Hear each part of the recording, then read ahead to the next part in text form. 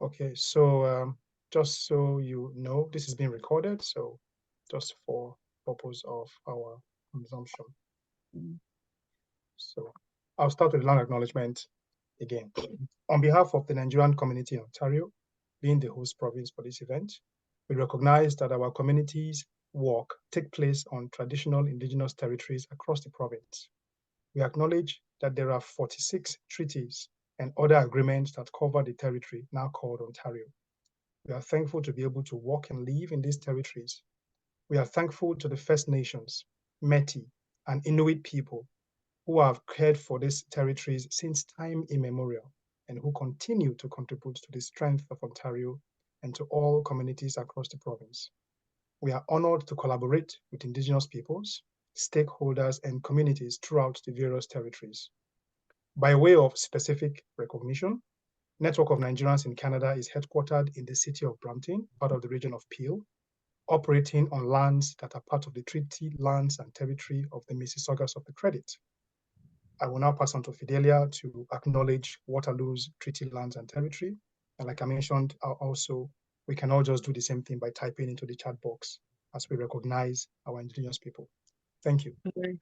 Thank you very much, Uche. And for us Nigerians in the region of Waterloo, we are situated within the traditional territories of the Anishinaabe, Shanantin, and Haudenosaunee peoples.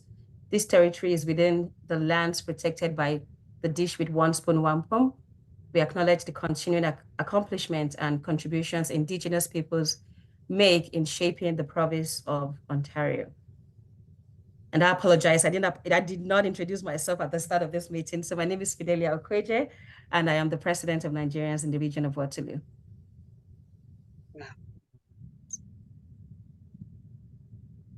All right. So, and that being said, we're going to quickly take the national anthem and just getting everyone into our citizenship mode or nationality mode. I'll pause my screen quickly to pull up that anthem, and then we can take it together. It's the Canadian anthem.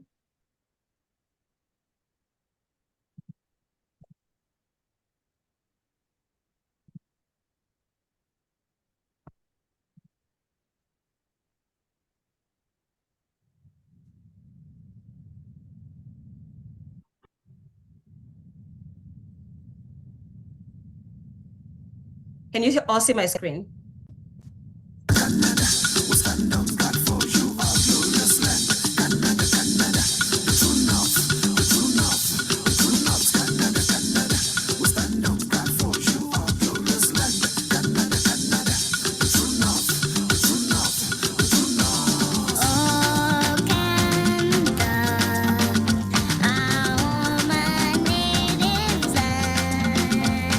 True patriotism.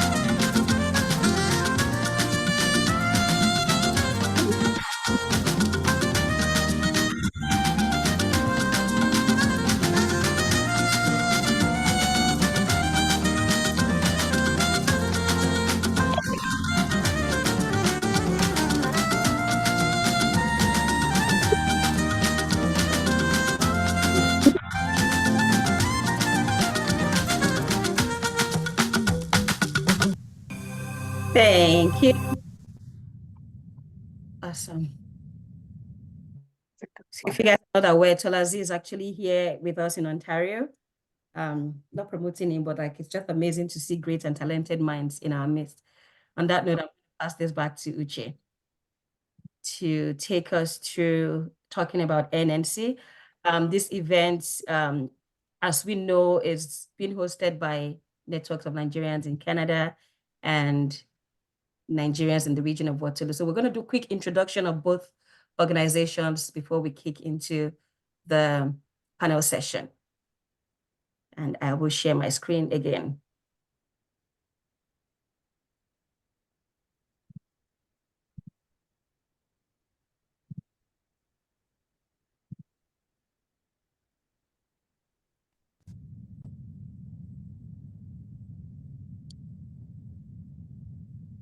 Actually, before we do that, Uche, do you want to walk us through the agenda? I think I skipped something. Thank you so much. So first of all, we are conscious of time. So like the communication did mention, we will keep this all under an hour, 30 minutes. We also want to achieve maximum benefit out of this program, especially during the Q&A. So we will be taking a very brief introduction of both organizations. That should be kept under just a few minutes, just to give an idea of where we've been, where we are, and where we're going to, as it were. And then we shall introduce our panelists, our great Nigerian Canadian public office holders. And then we'll delve into the questions. We'll also take questions from you, the attendees, but the method will be asking you to type your questions into the chat box, because like I said, we have to save time. So we'll pick the questions, ask them directly, so our counselors can give the answers and we move on. And then that will be pretty much the program for the day. We'll give a vote of thanks. And we can still leave the whole chat box open just in case after the event, people want to chit chat for some time. Thank you, Fidelia. All right.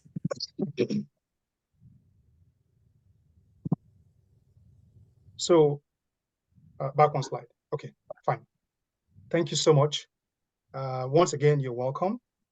So Network of Nigerians in Canada actually was established on the 31st of July, 2019. So we are marking 5 years this year. But take us a couple of weeks prior to that date, the month of June. Today, to be precise, is actually significant to NNC and I would say to the Nigerian nation. On June 12, 2019, the Network of Nigerians in Canada led a delegation to the City Hall of the City of Brampton. And in the council chambers, we gave a presentation and got a proclamation from the Mayor of Brampton, His Worship Patrick Brown, proclaiming June 12 as Democracy Day in Nigeria. So in Brampton, today is recognized as Democracy Day. Now, what this means is if there are activities you want to schedule for a day like this in the city of Brampton, you get the city's buy-in. And it was pretty significant because that was the first time anywhere in the world that a proclamation was given recognizing that day as Nigeria's Democracy Day. And so today is pretty significant. Even the mayor tweeted about it. For the first time, the city hall was packed full of very colorfully and flamboyantly dressed Nigerians. They haven't had that number of persons fill that space for a proclamation to date. So it was pretty significant. The picture on the bottom right is just some of the people that were in attendance. After that event, it pretty much shot NNC into limelight. And we got an invitation from the then High Commissioner, Nigeria High Commissioner to Canada, Ambassador Adeika Shekun, to come to Ottawa and make a formal presentation. We also took that opportunity to introduce NNC to him, our vision, the goals. But as at that time, we were known as Nigerians in the GTA. And so it was just a little over a month later that we now got ourselves registered as a not-for-profit organization. And that's how the name Network of Nigerians in Canada came about. Next slide, please. So following our strategic meetings, we got a strategic plan, and we agreed that every year we would hold a signature event called Niger Fest. So part of Niger Fest would be Taste of Niger and flag raising activities surrounding October, which is also Nigeria's Independence Day. We also got a proclamation for Nigeria's Independence Day, declaring October 1 as Nigeria's Day in the city of Brampton as well, because NNC, like I mentioned in the land acknowledgement, is headquartered in Brampton. Our first Niger Fest was virtual because then COVID was just, causing restrictions worldwide. But it was a very successful event. We first did Taste of Nigeria, where we took jollof rice to a couple of locations, and we got it to be given to non-Nigerians. We pretty much covered most of GTA. And one significant moment was when one of the guys that we gave tasted it, and before he gave a response, he brought out his cell phone and played the music. And guess what? He was playing Fela from his phone. It was really interesting. So that day was pretty remarkable. We also had activities for the children. And prior to the date, we had a flag raising at the city of Brampton and also held a flag raising at the city of Mississauga, which was the first flag raising in that city for the Nigerian community as well. Next slide, please. So following all the plans that NNC had when we had our strategic session and the document that came out of it, we decided to hold multiple events for the benefit of the Nigerian community. Because what we do is just focus on support, whether it be professional for new immigrants, people trying to navigate through different challenges, and also pointing people in the right direction with different programs that we have, whether it be real estate, how to access grants and loans as a business, how to actually get yourself insured in all spheres, and also the tax clinic, especially for new immigrants, so you understand how taxes work in Canada. We've also had some remarkable relationships and collaboration with government and non-government agencies. Fast forward to now, some of the interesting relationships we have is with Sheridan College and the region of Peel, where we are also members of the pilot project for international student experience in Canada. So we're beginning to work on how to change the narrative for international students around access to lawyers, accommodation, how they also access academic programs, and generally how they get jobs and how they work in Canada. We also have a partnership with the Toronto Metropolitan University. They also have a pilot project that is community-centric, and they're looking at ensuring that medical students of Black origin get admission into the school, because a new medical school is coming to Brampton next year. So get admission into the medical school, run the program successfully, and upon completion, will actually get jobs, because a lot is going on. And so these are the collaborations we're proud of. We also have a couple of activities coming up. We have the Taste of Niger in August, and as well as our 50th year anniversary gala, which is coming up in September. Those invitations will go out in due course. So this is just a summary of NNC. Our website will be shared later, so we can continue the collaboration and relationship. And of course, to mention, one of our flagship and pride collaboration is also with the Nigerians in the region of Waterloo.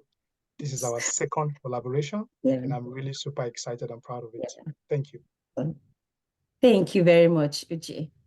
And I'm going to jump quickly into talking about NIRO.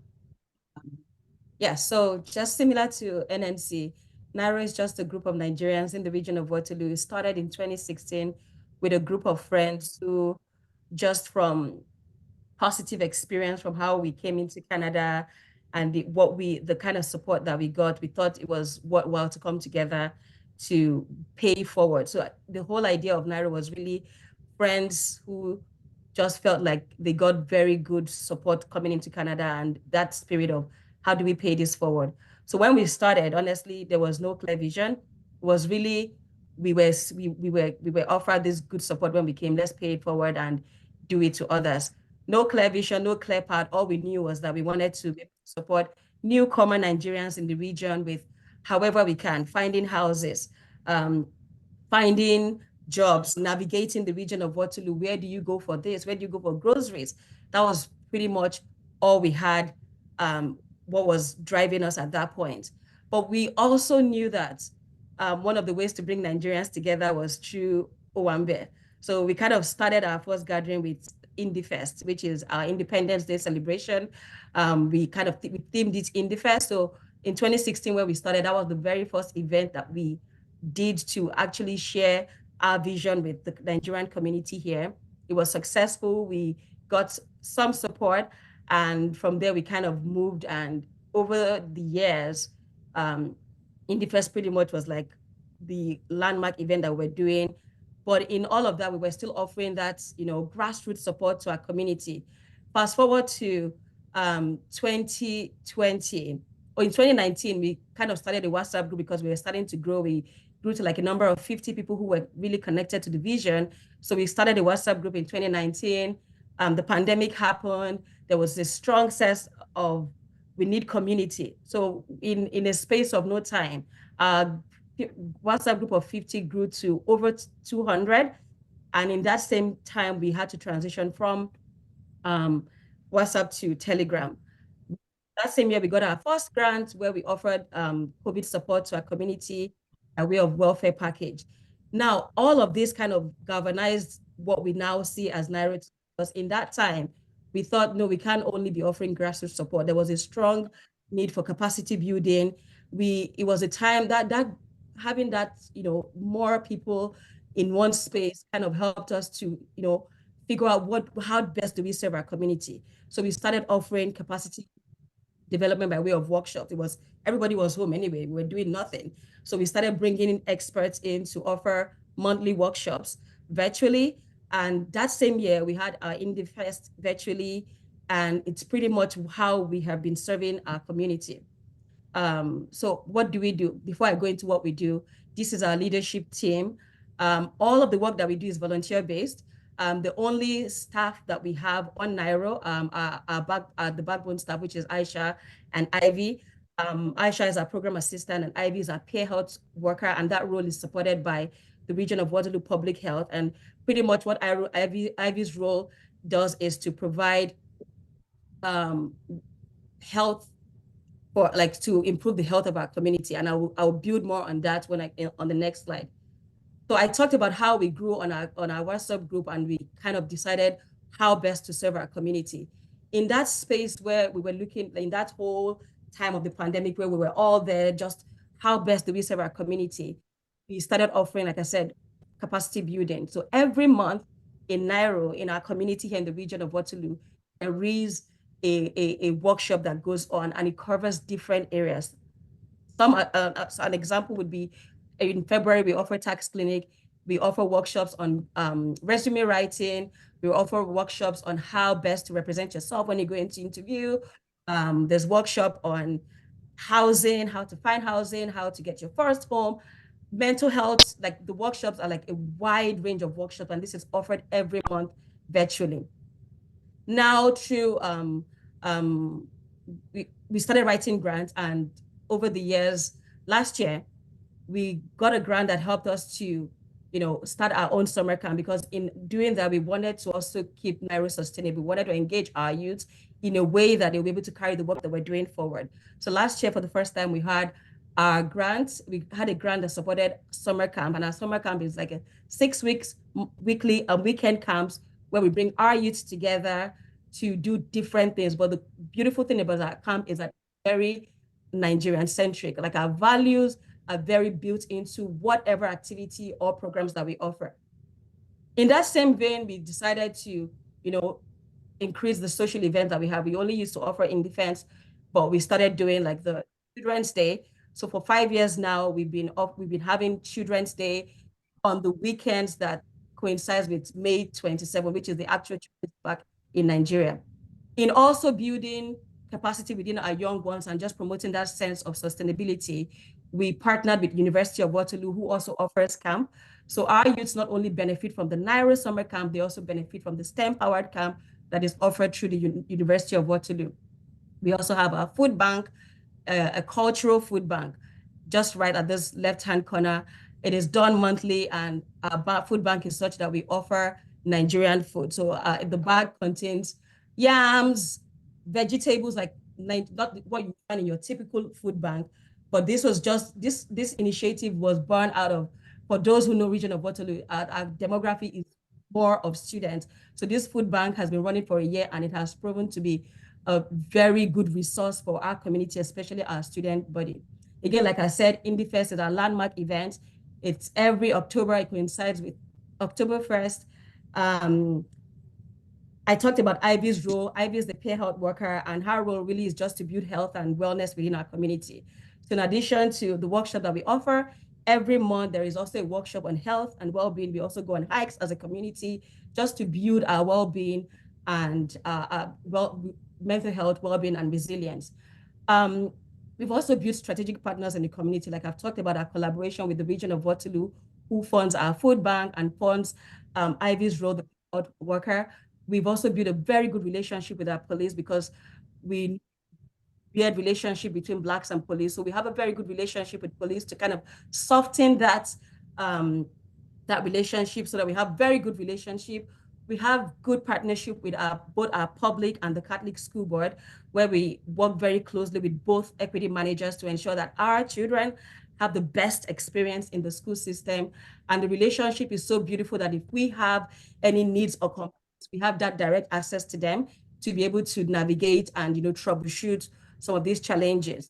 And I think these are kind of some of the relationships that we're building. We have, like Uche said, we have a beautiful relationship with NNC, one that we hope to continue to build on, and as well as build relationship with other Nigerian communities. And on that note, I will wrap up my speech and pass it back to Uche. Okay. Thank you so much. So we'll quickly introduce our guest for this evening, all four counselors.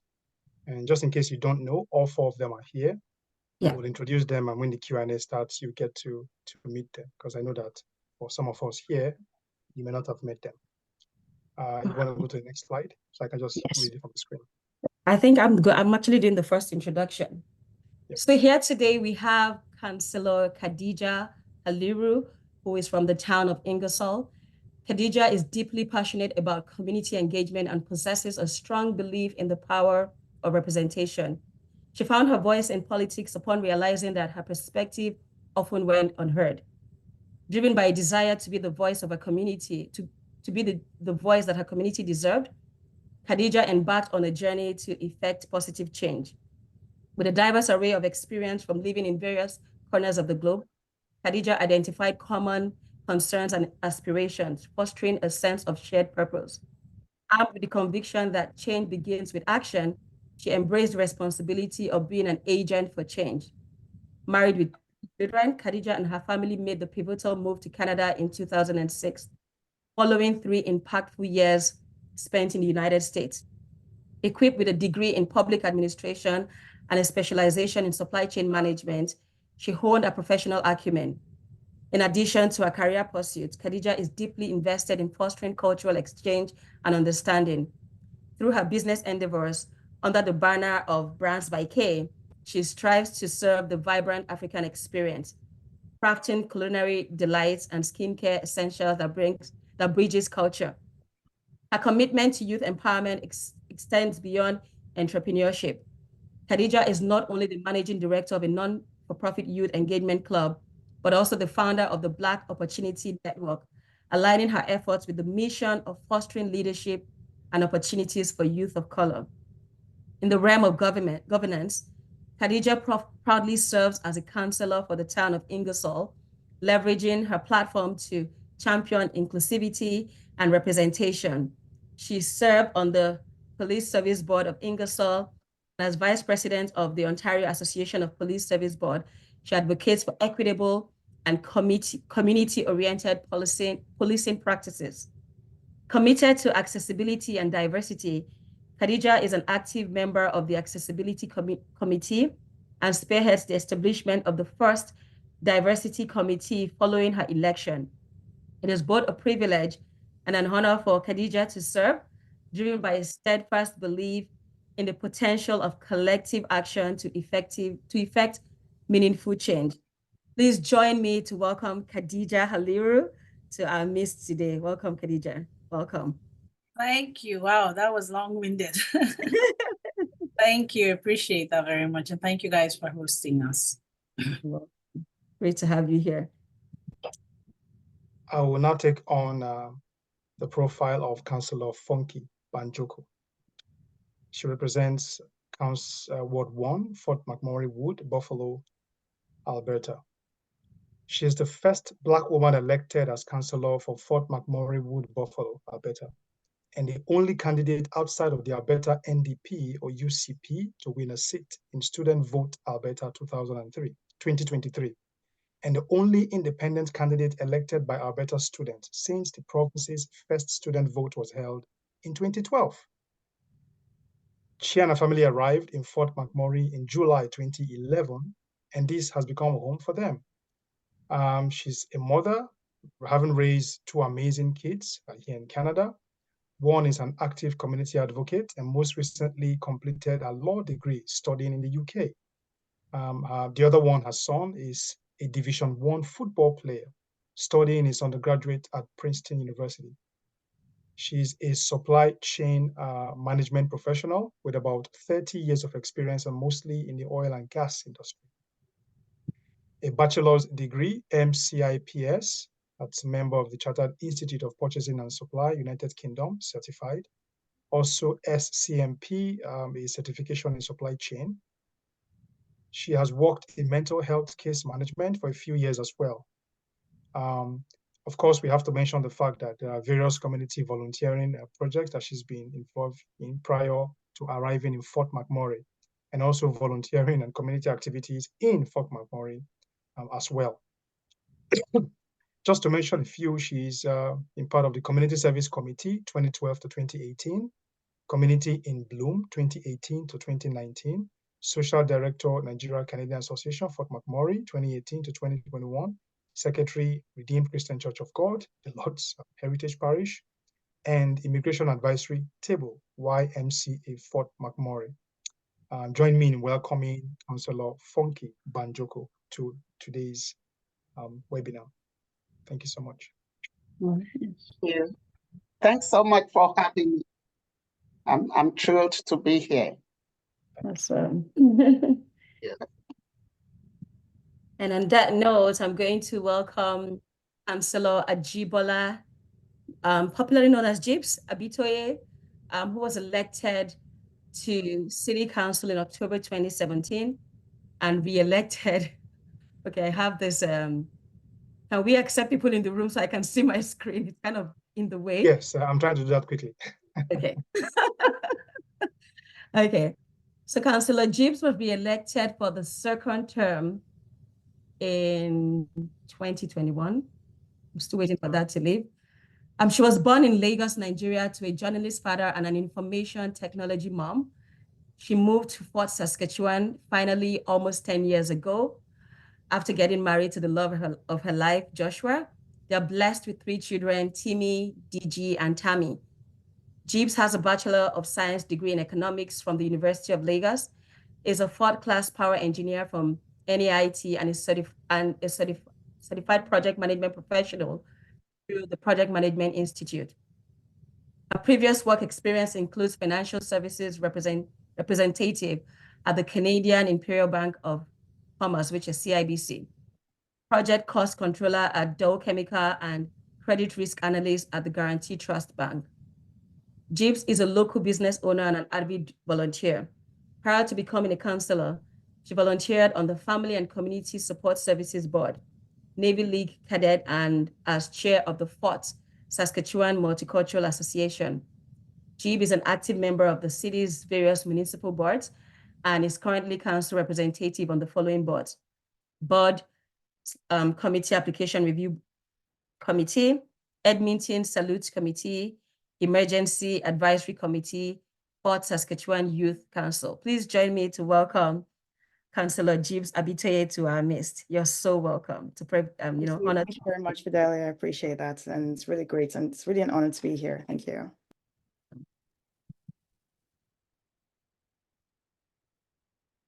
I will take the last but not the least, council profile. Ayo Owoduni is a seasoned keynote speaker and management consultant with over a decade of experience in coaching, training, and providing strategic direction to enterprise-level clients, striving to attain ambitious goals and achieve remarkable business outcomes. His approach is a harmonious blend of expertise, personal anecdotes, and humor, all designed to break down barriers and facilitate effective communication. Consequently, Ayo has had the privilege of working with prestigious organizations such as Spotify, Canada Life, Microsoft, Thomson Reuters, CIBC, TMX Group, and Hydro One, among others. In addition to his consulting work, Ayo serves as a professor at Conestoga College in Ontario, where he imparts his knowledge in corporate innovation and organizational behavior, shaping the leaders of tomorrow. Ayo is also an author, having penned 2 insightful books.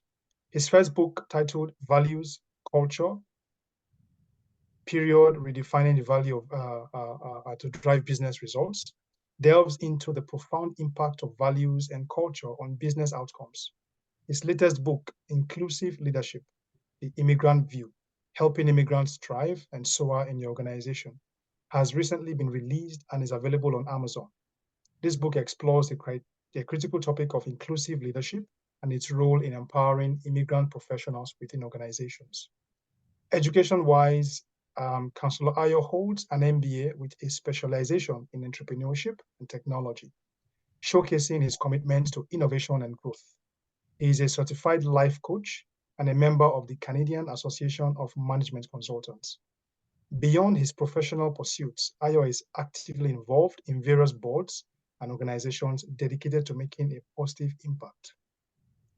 He currently is a councillor representing Ward 5 in Kitchener, the region of Waterloo, in the province of Ontario. You are welcome, Councillor Ayo. Thank you for having me. Okay, Right. so we will go straight into it. So we're just looking at asking some questions that will help spur understanding, spur interest, and the principal desire from this program is the hopes that most, if not all of us, will leave here not just understanding politics in Canada, but actually seeing the importance of being involved. And I'm sure that we'll talk about what involvement truly means out of this program. So my first question is actually to all 4 of you. And Councillor Gibbs, you can hop in and take the first question. Now, I know that nobody just wakes up and says, I want to go into politics and just gets it done. It takes some level of thinking, some consulting, some planning. There are ups and downs. It takes time, basically. So if you can just tell us, share some pivotal moment in your journey that significantly influenced your decision to run for office. Something that happened that just changed it for you. And you said, you know what, I'm going to run. And no matter what, I need to get this done. Enough is enough, so to speak. Can you share what that is? Yeah, thank you so much. Thank you for that Gibbs. question, Uche. And again, thank you for inviting us for this conversation. So for me, I immigrated here to Canada 12 years ago.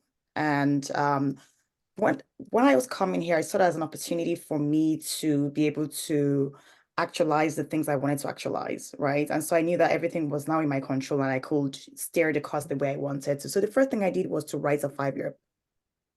And part of my 5-year plan was to be a part of my community and be a part of the people who make the decisions in the community, right? Mhm. And as soon as I laid my feet on this ground, Canada, as a Christian, I started to speak the word and say, look, I don't remember the scripture now. Who are the prayer warriors now, miss? To remind me. The one that says that, whatsoever the sole of your feet steps upon, there will I possess. And I started to say that. And then just getting into my community, I started to volunteer on different boards. Like 6 months in here, I started to volunteer. I was already sitting on 2 boards because, again, I wanted to give back because service was a very important part of the journey for me. And so just going through, volunteering, being a part of my community, being a part of the fabric and just seeing what people were going through. Seeing that, my council, first of all, Fort Saskatchewan is a 30,000 city. It's not a lot of people. It's not diverse at all. So seeing that everyone, in the position of leadership were all white people, and I thought it was important for us to have representation. Yeah. But more importantly, the one thing that was pivotal in my own journey, in my own political journey, is like I've never been a person that was interested in politics. Politics has never been my thing. However, the 2016 elections in the US, Hillary Clinton and Donald Trump, Mhm. that election I would say that was a pivotal moment for me because for someone that was never interested in politics, I was interested in serving and giving back to my community and just following that politics. I just realized that, look, I'm interested in politics. Politics is actually an interesting thing, and I'm going to read this quote I came across. It says, "Just because you do not take an interest in politics doesn't mean politics won't take an interest in you." So yes, you might be like, oh, I don't care about politics. But guess what? Politicians are making decisions every day that impact you, and you have to be a part of that conversation. Yeah. And so what I did was I discussed with my husband. I'm like, oh my God, like I feel like I really am interested in politics. And he's like, oh, why don't you run for city council? And I was like, no, bad idea. Because at this point, I just lived in Canada for 4 years. I wasn't a Canadian citizen. Like I said, it was a predominant. It is still is a predominantly white community and not a lot of diversity. And I just looked at all the negatives. But the one thing I can tell you is that as soon as I decided to just take a shot at it, everything started to line up. And I'm reminded of this quote by Brene Brown. She says, "Done is better than perfect." A lot of times we want to wait for everything to be, our ducks are in a row, everything is perfect before we make the first step. But just taking one step forward, I tell you, things decided to fall into place for me. And I got an amazing amount of support. And I guess the rest is history. I had my first term, which was great. And I'm currently in my second term. So I'm going to leave you for my other wonderful colleagues to speak about it. You're mute. You're mute. Uche, you're muted. Why do you always forget this mute thing? Okay, thank you for reminding me. Thank you so much, Councillor Gibbs, for that. When you mentioned the US elections, it did bring smiles to my face. It was quite a pivotal moment as well. Councillor Ayo, I'm just wondering, fast forward to the main thing, pre-election. What are some effective strategies for motivating and empowering young people to get involved in politics and community leadership? Because for some people, I come to Canada, I get a job or I start a business, I raise my family, buy a car, buy a house, I'm good. That's it. They tend not to do anything else. So how do we paint a picture that will motivate young people, especially, to come into politics, or at least start from a place of community leadership that will still expose them to the politics of the day? Okay, thank you. It's a pleasure being here. Hi, everyone. What can we do about that? I would say the first thing is let's start with the simple low-hanging fruits. And what I mean by that is for people to listen to the news. Just pay attention to what's happening in your local community. Just have an idea of what is happening. Understand the heartbeat of the community. Don't just listen to CBC, listen to your local 570 AM. That's what it is on our end, City News, because they are more local. Don't just read Waterloo Record newspaper, read the Kitchener Citizen, because it gets local. It provides what is happening at the local space.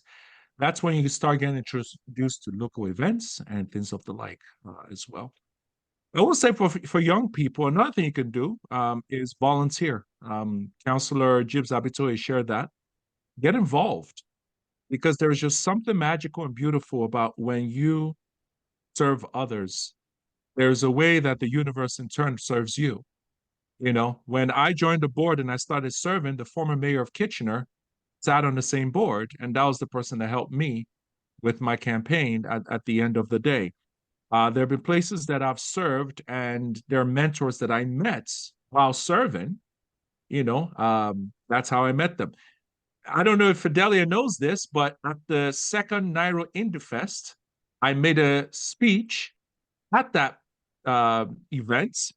And that was when I was approached by a politician and said, hey, you should think about politics. Why? Because I was serving at Nairo. So as you serve, doors open up. And I think we have a mindset where we want people to just give to us, give. And I meet a lot of, as I teach at Conestoga, I tend to meet a lot of students and people that come. And it's more, what can I get from you is the mindset. But I think what people don't realize is when you serve others, you gain access to them as well. So if you're able to volunteer, find your area of passion, serve in that area, pay attention to your local politics, see what is happening in that space as well, and then get to meet your leaders, your local leaders within the community. Understand what their plans are. Not just, oh, they came and I took a picture with them. Try to understand what their plans are. It opens doors for you. I volunteered with Stephen Woodward's campaign many years ago. That's how I started to get involved. So I got to see everything happening during that time period. So I would say just those three things can really get people at least moving. They're simple, they're easy, and anyone can start doing those things today. Thank you. So, so now that you're speaking, quickly still touch on question one. What was it for you that spurred you into politics? And then Councillors Khadija and Funky would also respond. I think it was just an opportunity for me to serve. It was a great opportunity for me to serve. In 2016, 2017, I knew this was a direction that I wanted to go. My wife and I spoke about it, and I've always served in one form or another. My mother owns a school, and my brother's nickname for my mom is Mother Teresa, because half the kids in the school don't pay school fees, so she never makes profit. So at the end of the day, my brother was the one ended up paying salaries because she could not hit profit. And whenever you talk to my mom, and I know not everyone here is Yoruba, she would say like, hey, yeah, but how would they pay? How would they have a future? How will you run a business? But interestingly, that school has been there since 1970s. I went to the school as well. So it's been part of the family, serving in one capacity or another. And I've just continued down that path. Councillor Khadija?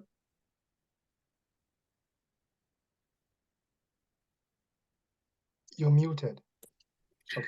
All right, sorry about that. I was just cracking me up. So tell me, what was the question again? What spurred you into politics? It could be one thing, it could be two things, but there must have been something that made you say, yes, I'm going in. Yeah. So I think, you know, the more we speak as councillors here, it's just the same fine line. Coming through, when you come from Nigeria, you go to a different country.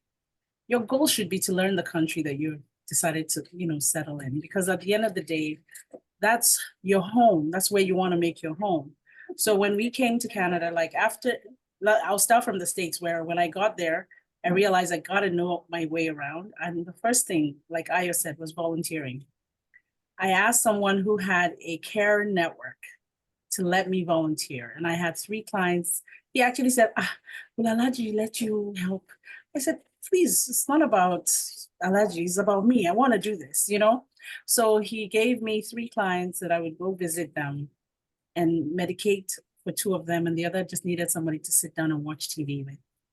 And that's how I started. And seeing that need in the community, I was doing my master's in mental health and human services, and I needed that direct contact, direct experience, so I could understand the continuum of health. You know, we talk so much about all these nuances that we're not very familiar with, even as Africans coming to North America. So that was my start. And then when we came to Canada in 2006, again, I went to the city of Mission, which was the first place we moved to, Mission, BC. And I asked, is there anywhere I could help? I have the background in this mental health areas. They said, oh my God, we're always looking for people in the crisis line. And I said, the crisis line, okay. For me, I went with the intention of getting to know what my community was like, you know, to feel the temperature, how are the people, what's the culture? And I tell you, volunteering for the crisis line for 1 full year, 12 hours a shift, once a month, gave me the eye opener that I was looking for. The Vancouver drug problem, the mental health issues, the schizophrenic people, the people that cut themselves, the people that are on the bridges wanting to commit suicide, the training you get to be able to de-escalate, to be able to manage. And with our culture, it being all kind of new, for school helping me, I was actually finding myself just deep in the water. And so I felt I learned a lot from that, dealing with the police, working alongside all these things. When you volunteer, you're opening yourself up to a whole new world that you never knew existed. And that single-handedly made me feel like I understood the way the city worked. I understood the way the system worked with the police. I understand what the people's, pain points were. I understand kind of our cultural problem as a country. And so then I took that away and I arrived Brampton on a transfer from work. And again, the first thing I do is I go to the city, say, I want to start a new business. I wanted to start, daycare. I wanted to start a fitness center, whatever. I wanted to know the rules, and they'll tell you, you got to get a license here. You're going to do this. You got to do that. For a lot of people, it's discouraging to take that first step, but that's my first step because I don't want to break no rules. First, I'm Black. I don't want to break no rules. So my thing is, I want to make sure I say to them face to face, tell me the rules so that you know who I am. I'm here because I want to make sure I obey the rules. And so when you go through all of that, and every time you have an obstacle, you know that you did the right thing, you did your best. And if you see someone treating you differently, you know why. So I come to a purely white town when I decide to leave Brampton. And the first thing I ask myself is, here we go again. Now, what do I do? So I decided this time I had already started my business from Brampton 2016. And I decided I was going to get to a downtown location in the heart of downtown, find a space, open my business so these people will see me, I will see them, they will know me, I will know them. And that's how I got my start. So for me, that opportunity to network with people and see people and talk to people allowed me to understand again the community. I saw a lot of old people for the first time. This is an aging community. And then you just understand the nuances different from what the city offers. So as I did that, I educated a lot of people along the way with the stereotypes they had of us, Nigerians or Blacks or Africans, because again, it's a white community. They have really little exposure to us. And as you kept doing that, you realize, oh my God, you take it over to Facebook when you hear somebody say something. Then George Floyd happened. That was the camel that broke that was the last straw. Because you do it on a level where you're just trying to build social connections, and then you started doing it at a point where you were defending and explaining and getting mad publicly and saying, guys, it is not acceptable and this and that. So I think by the time that whole saga ended, I look at myself, I'm sitting in my shop and the town votes to sell my building. And I'm offering suggestions on how, as newcomers to a town, we should have some business support, some opportunities to have newcomers exposed to some, things. This building would look like a service location. Why would you sell it? I became politically involved, almost like throwing arguments and debates out to why they shouldn't sell this historic building. And then they sold it. So that was why I decided. As I started going on Facebook and saying, this is wrong, people are coming to your town, we're educated, we bring a lot of value, we are resources. Are you guys seriously not seeing the value we bring? Are we not paying taxes? If you don't take care of us, we'll leave the same way we came, and who's gonna pay for these houses? So I gently came on Facebook and I kept saying, these are the things that, as a community that is new to diversity, you have to be very careful how you treat us. Because if you don't treat us nice, we leave. And if we leave, you can't pay these taxes.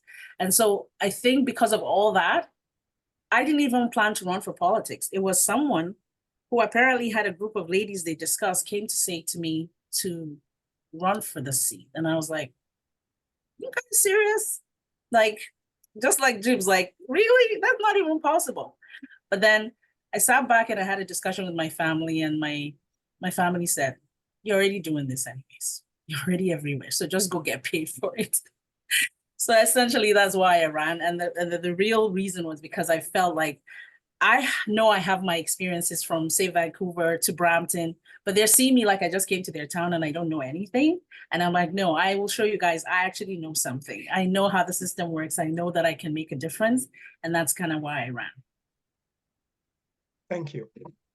Councillor Funke? Thank you so much. I was completely carried away with what I've been enjoying the minutes when my colleagues spoke about their journey. So for me, it's been one heck of a journey from Nigeria and a little bit of studies in the UK, and then stayed in the States for some time, for a few years, 8 years, came to Toronto, and then I've always been in the oil and gas. So upon arriving Canada, I came to Fort McMurray, too cold, too expensive. I came back to Mississauga and stayed for 2 years until I got the right job that brought me. So the company is called Nexin, now Sinok. They brought me to Fort McMurray on a better level and all that. So when I got here, I used to live in Chicago. So for us, Mississauga is born. So coming to Fort McMurray is like the end of discussion, right? Coming from millions of people to a few millions and then to thousands of people. So I think I've always also been involved. Generally, I think it's just my nature, and my nurture might have, the way I was nurtured might have influenced my nature too. My parents were public servants. My father was the first chairman of my local government right after independence. And my mom, after retiring as a teacher, was also selected to be in the council under the military government. But with that background comes I don't want to deal with politics. In fact, by the time my father was much older, he didn't want to hear anything that any of us wanted to go into politics and all that. So coming here, that was in my plan. I came here to work supply chain management for the oil sands, but I needed to do something with my time. And I'm not the type that can stay home for too long. I have to be doing something. So I came to a trade show and found out they were signing people for volunteering. But even when I was in Toronto, the first job I ever got in Canada, I volunteered at the mental health places. I think it's called a CAMH, Center of Addiction and Mental Health, downtown Toronto. I volunteered for about a few weeks and got my first job. So long story short, I signed in to volunteer and started volunteering, of course, in the church and everywhere. And so apparently people thought I was going to run, and I didn't even understand, run for what? From where would I come and run here? The Black population is 4% of the entire population here. Most Nigerians that are here are either engineers or doctors that came to, make the money, and maybe they have oil and gas background. So that population is in there. So, and just like Jeeves, I wasn't a citizen, so there is no point, so I'll just laugh about it and, kept going. But during COVID, when the whole world slowed down, and then they were talking about election again, then I looked at it. I was supposed to be sworn in, I believe, March 24th. COVID stopped everybody on the 15th of March. So March 24th, I would have become a citizen to 2021. So I checked and I saw, okay, I'm not a citizen. Of course, I'm 18 years, I'm blah, blah, blah. Anyhow, I had to let them know that I needed to be sworn in and got that done. It's a lot of drama in between, but anyway, I called immigration and told them my community wants me to run, because at that point, people were signing for me. And I told my pastor, remember, I'm not yet a citizen. He said, don't tell anyone about that part. Nobody can say you are not a citizen. The way you are even operating in this town is not possible. So as God would have, I believe God also had that plan for me. I registered and all that. But even those who loved me told me, this time you'll be known, maybe you win the next time. But that's not my plan. My plan was to win. And I just thank God I won, because I didn't have, I know it was difficult, but I was propelling myself to win. And one of the things, the words of my father kept ringing in my brain. In our language, one of his mottos is that when you are in a race, you run like your life depends on it. You are not likely going to die, but you are likely going to win.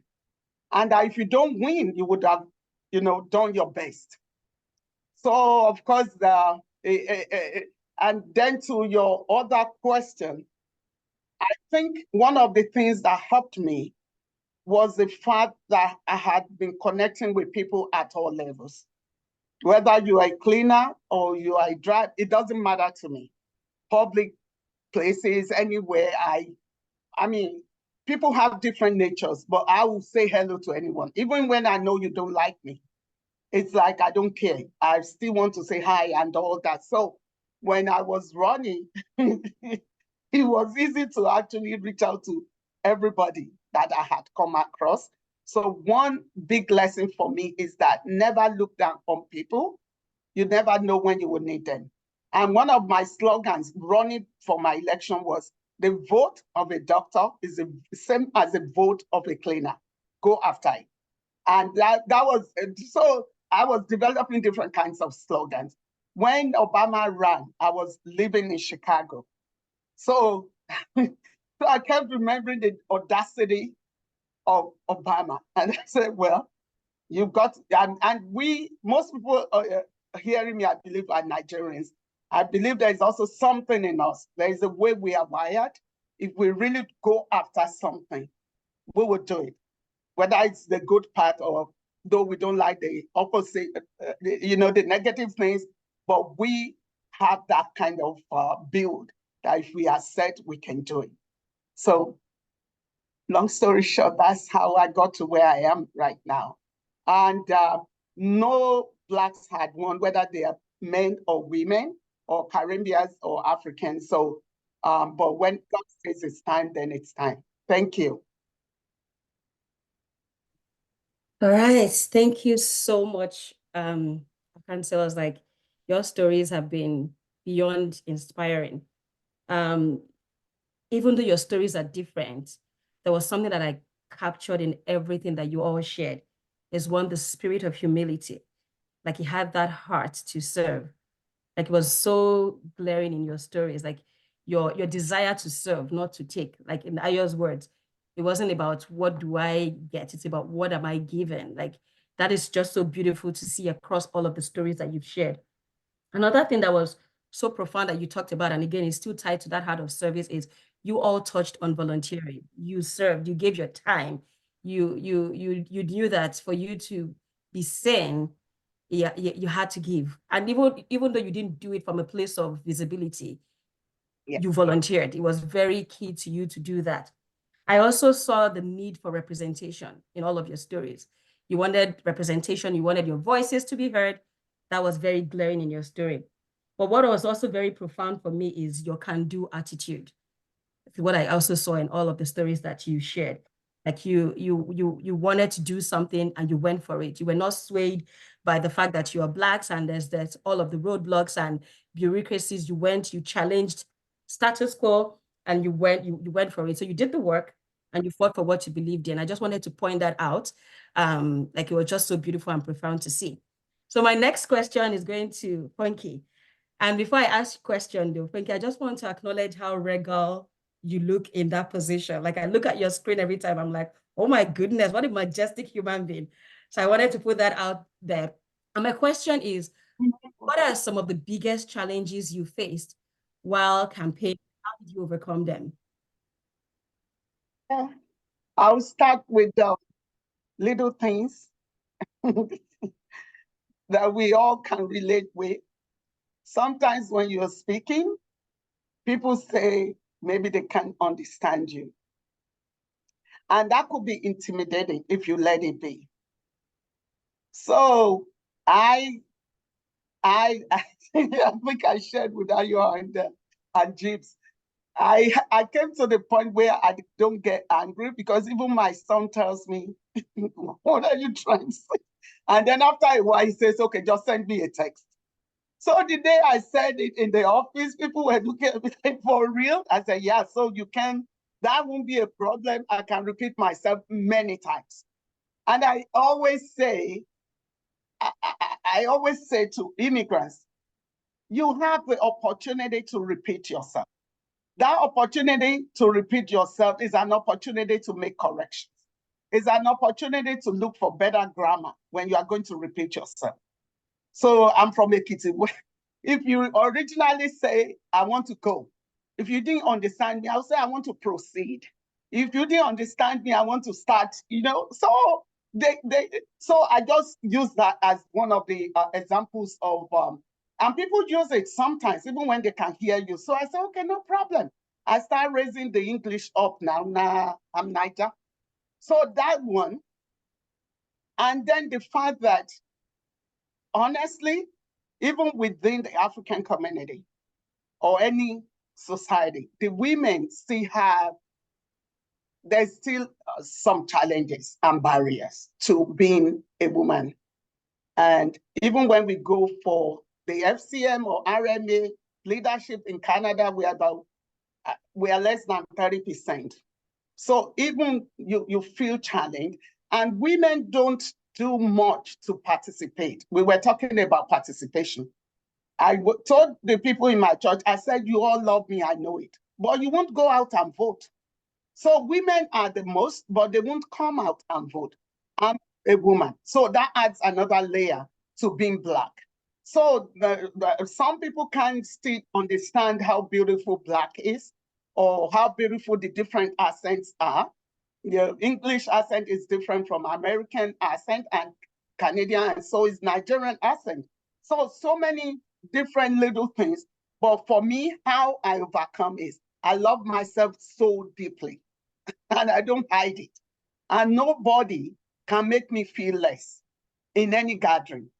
One of the things I do is, as much as possible, I sit in front. I don't care how much you don't like to see me. I will try to sit where you will see me all through. I will speak, I will make mistake, I will smile, I will correct myself, I will move on, carry my bag and go. So we need to continue to carry ourselves with confidence.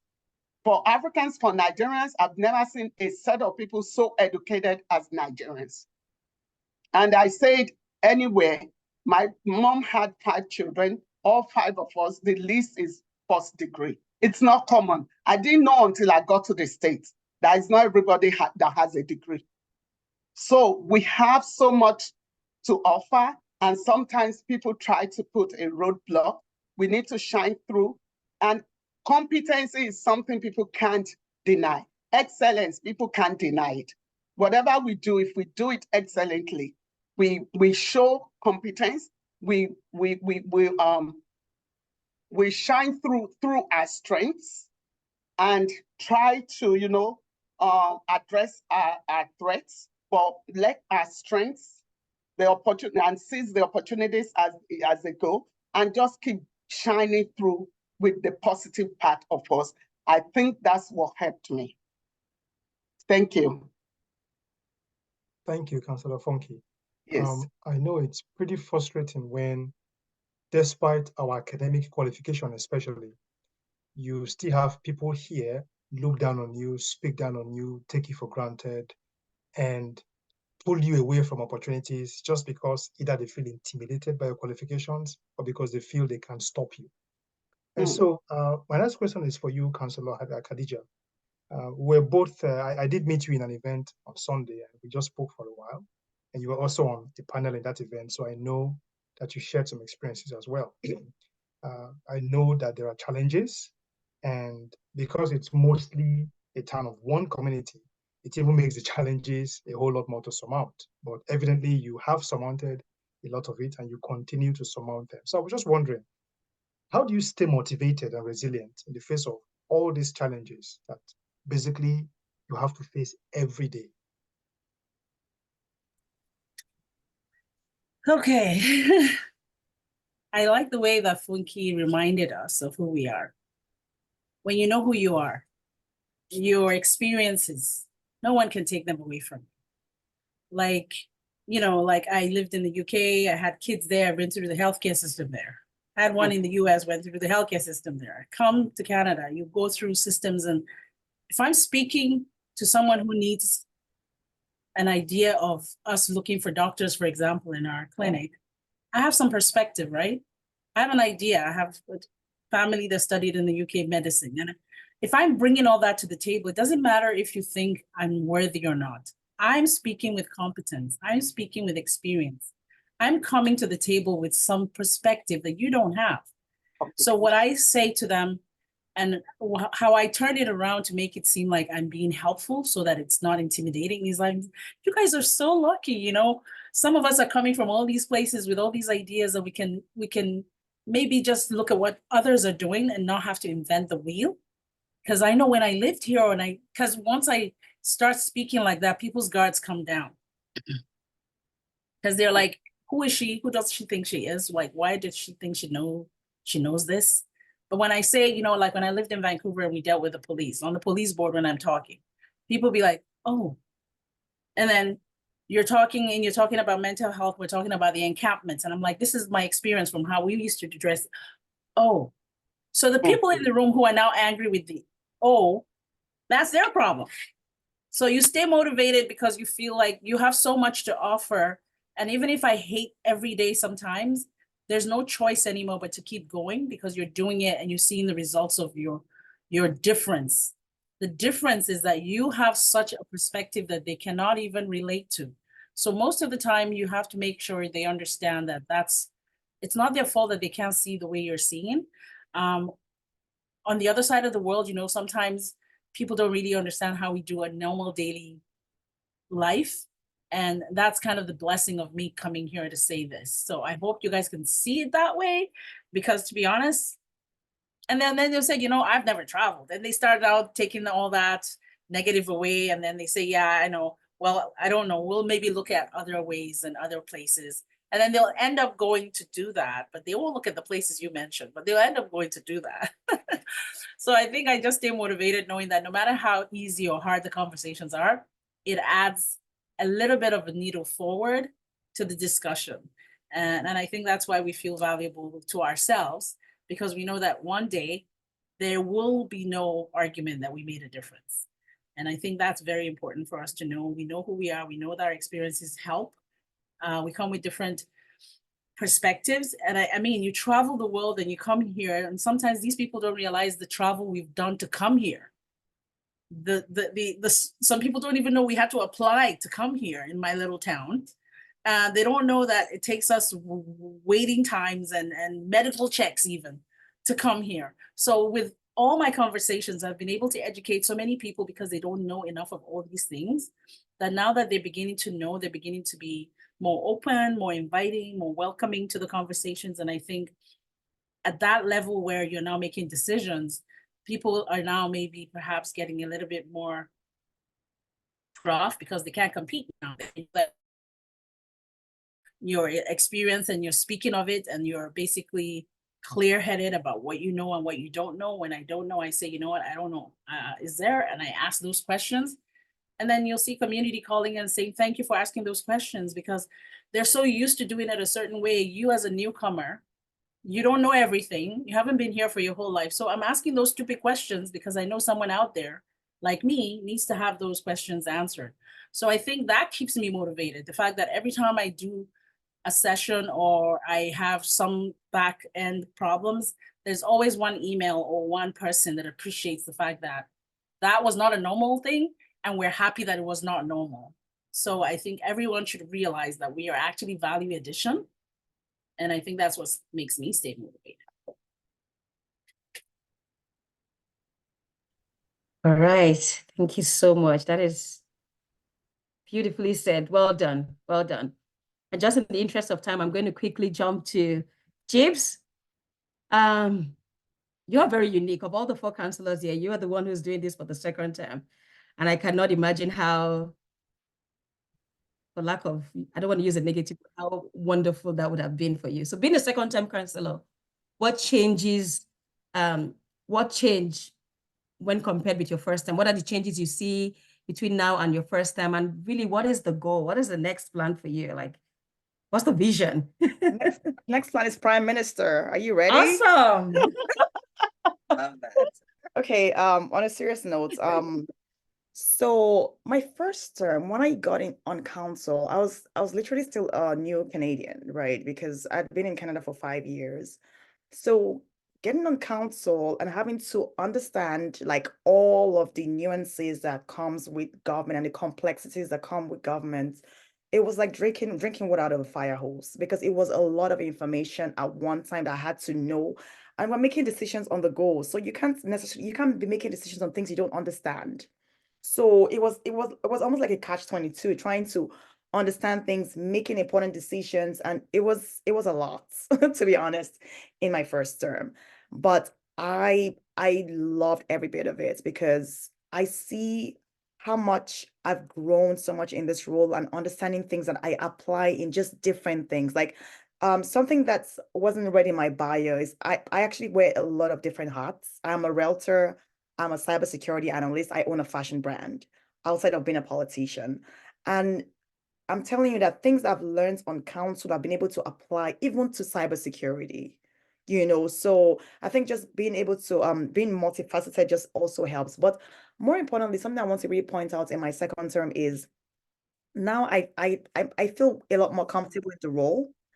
I feel the need to advocate more. There's a sense of accountability, you know, and commitment to delivering the things, I mean, tangible results, you know, in my community, connecting and engaging with my community. And so that's why personally I reach out to businesses, I reach out to organizations, staying in touch and being out there for my community, you know, in ways that, you know, I think is really important, you know. So definitely being a second term council, running in my elections in the second term, for me, I already had name recognition. So I didn't have to I didn't have to run a very intense campaign.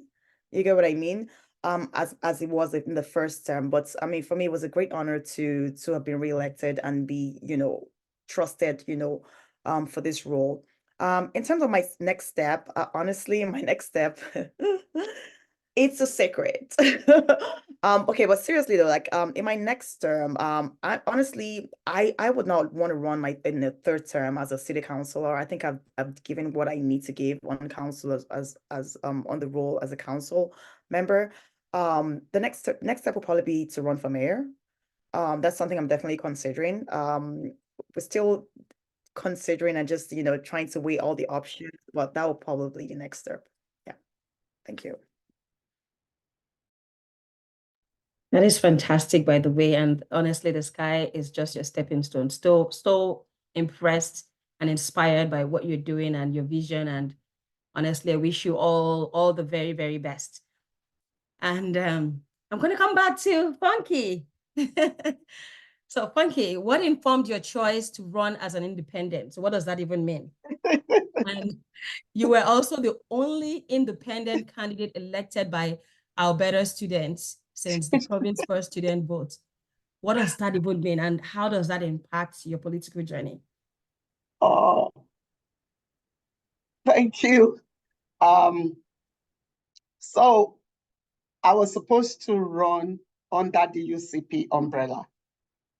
And I will share this so that we all, you know, take something and learn from it. So I was nominated by the powers in this region. But I felt a bit intimidated. I felt I was running too fast. I'm already a Nigerian. So everybody already knows they don't know what's going to come next. So I was just dilly-dallying and trying to know what to do. And the wrong or a very unsuitable candidate emerged as the person running for UCP. And so my community said, no, this is not going to happen. Community meaning Black, Christians, at different levels, women. And so we decided to give it a go. And so I ran. And when people asked me why independent, I said, well, because I can stand on my 2 feet. So I took a chance at the popularity. It's just been, I believe there's a hand of God in the, you know, the acceptance level of me in the community. So I didn't look at the 50% chances of not winning. My focus, my eyes were on the 50% chances of getting in. And so that's why I did it. And I was really humbled. I didn't know there's anything called students vote are better. So because I didn't win the overall election, so I just moved on. And I got an email from the people called Civics or something, and wanting to interview me. How did you get to the hearts of, because it wasn't only in Fort McMurray, I think everywhere. And some of the kids actually, I don't know, Black is actually beautiful. These kids were taking my flyers and taking my lawn sign to head meeting and other places, and I just couldn't believe it. So somehow they just felt that connection. And I know I'm an old woman, but but I try to dress in a way that I could relate with them. If I'm going to a school, it's different.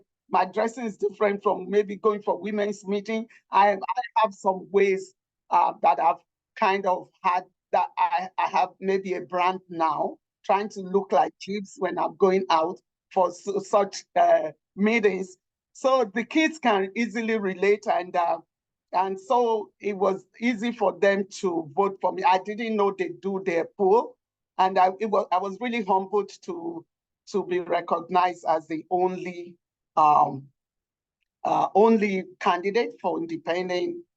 I think I don't remember whether it's Abada or Canada. Somehow we still made that history, and I celebrate that win. So that's how I did it, because I'm a Nigerian like that. Awesome. Thank you so much. Thank And you. really, really, really awesome. I mean, it's a pretty much remarkable feat, especially the running as an independent part. Thank you so much. Councillor Ayo, I'm going to come to you shortly, but I just want Councillor Khadija to take this question quickly. Now, let's assume that we've succeeded in getting some people here interested. They want to go into politics. They're all excited and they're all invigorated by your stories. Councillor Khadija, what advice would you give to them right now that are aspiring to run for politics, especially a career, to be like a career politician, to go into politics proper, or public service as it were, which of course politics is public service. What would you have to say to them? I would say if anyone is sure about how they feel, about what is wrong right now in front of you, what you feel you have an idea to change, what you feel you have the inner conviction to speak up to, just do it. There's never a better time. You can never be too ready. And the fact that you can all hear us talk about that, once you start, the learning continues. It's never ending. So whether you're in or you're out, you're still gonna learn, right? So why not give it a shot? Give it a shot if you know you have something to say, if you know you have the ability to make change. If you're someone who already cares and wants to make a difference, just go for it. I would say get a mentor. Like Ayo says, you know what, all of us have mentors. You get someone who you can get advice from, or just share with your close friend circle. This is what you want to do. Organize, galvanize, do whatever you need to do. Learn about the process and just do it. Because in Canada, we do not run elections with money. We run it based on your personality at the municipal level. It's based on your integrity, your credibility. So if you know you have it, you know what, go for it. You have support from your community, go for it. And I think everyone should know that they are capable. You can do it too.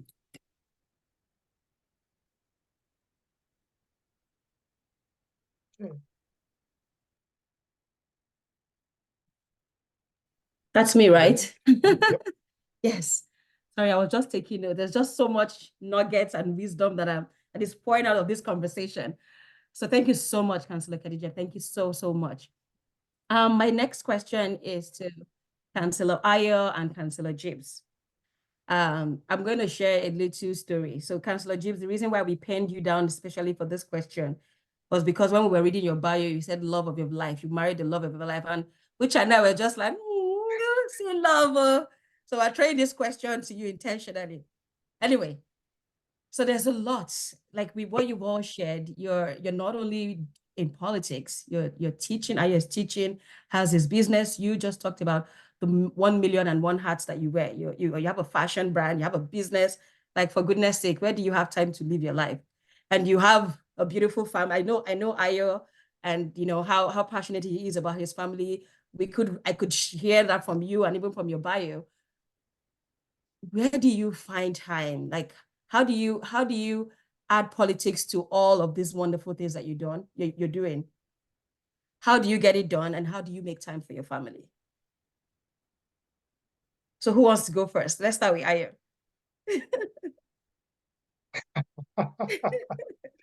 Okay, I was expecting my honorable to go first. Well, first, before I ran, I had to get permission. I had to get permission from my wife. I think that's important. Another thing I think is important is I'm not sure if people that are close to me know this. I know Fidelia is aware and Uche is aware. There was one point where I put my name in for a next level because I was approached, but my wife was not comfortable with it. So I pulled my name out of it. There is a high rate of divorce in politics here in Canada. I think it's something that I don't know whether it's been studied well enough, but there's a high rate of divorce. And for me, my marriage is very important to me. I didn't grow up I grew up seeing my father beats my mother many, many times. And I made a commitment as a child that no, one, I'll never touch a woman. And two, I want to make sure that I have a happy marriage, So those things are really, really important to me. In fact, I think I remember one day my wife said, "You have never yelled before," and I'm like, "Praise God," you don't ever want to be that kind of person. So for me, those things is really important. So getting that permission was very important for me. Getting that support was very important. But then something that my wife demands, we must do a date once a week. Like that is part of the negotiation. There must be a date a week. If there's no date, I'll greet you. I'll tell you there's no date. And beyond that, I remember a few weeks ago, I guess I got too busy and I just didn't book it in. My wife gave me a look one of those days when I was going to an event. You are going. Hey, you are going. You are going. Are you going? I sent a message to him. I cannot make it. I'm sorry. I cannot make it. And the very next day, let the team know that for the next few weeks, pull me out of a lot of the events, which is what they were able to help me do.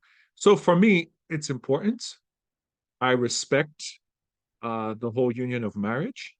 I respect the commitment I made in front of hundreds of people, and I want to make sure I honor that respect, honor that commitment. Excuse me, and yeah, there's no better support than that person by your side. You all might not never see her. She doesn't like coming to events. She's more behind the scenes doing her own thing, doing her own business. She's a very independent person doing her own thing. However, that support from me makes a world of difference. The tweak in the speak, the approach, no, maso ben, don't say it like that, that kind of thing. All those types of things, you don't get that if you don't have support. You don't get that. So I might be the one that is being celebrated, but there's a smarter person that worked at PwC and worked at all these strategy places that does a lot of those behind the scenes that many people don't get to see. And she's that person, and I appreciate her dearly for that.